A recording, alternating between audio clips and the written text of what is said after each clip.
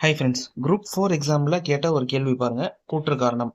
மெய்யெழுத்துக்களைப் போலவே உயிர் எழுத்துகளிலும் இணை எழுத்துக்கள் உண்டு. அடுத்தது, உயிர் எழுத்துக்களில் குறிலுக்கு நெடிலும் நெடிலுக்கு குறிலும் இணை எழுத்துக்கள் ஆகும். ஸோ இதுக்கான ஆன்சர் என்ன அப்படின்னு பார்த்தீங்கன்னா, கூற்று சரி, காரணம் சரி, ரெண்டுமே சரிதான். அதுக்கான விளக்கத்தை பார்த்தலாம். மெய்யெழுத்துக்களைப் போலவே உயிர் எழுத்துக்களிலும் இணை எழுத்துக்கள் உண்டு. அப்போ மெய்யெழுத்துக்கள்ல என்னென்ன இணை எழுத்துக்கள் அப்படின்றத பாருங்க.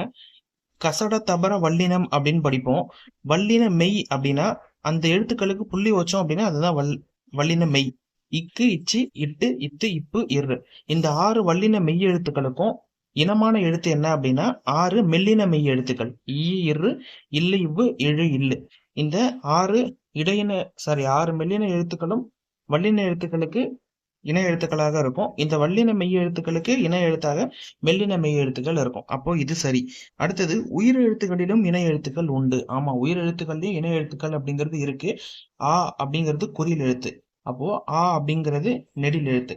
அப்போ குறிலுக்கு நெடில் இனமாகவும் நெடிலுக்கு குறில் இனமாகவும் இருக்கும். அதுதான் இந்த ஸ்டேட்மெண்ட். உயிர் எழுத்துக்களில் குறிலுக்கு நெடிலும் நெடிலுக்கு குறிலும் இணை எழுத்துக்கள் ஆகும். அப்போ கூற்றும் சரி, காரணமும் சரி, ரெண்டுமே சரிதான்.